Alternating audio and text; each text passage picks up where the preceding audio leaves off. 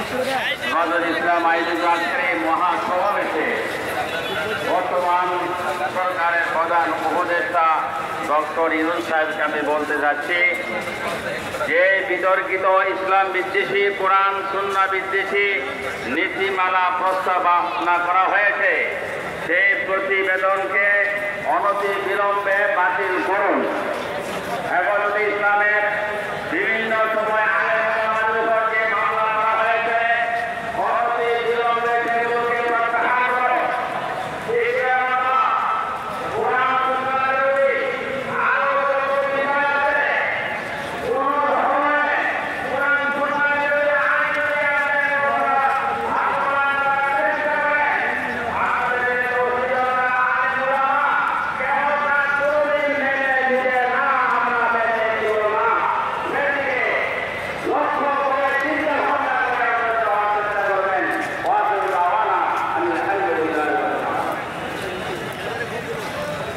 সংগ্রামী উপস্থিতি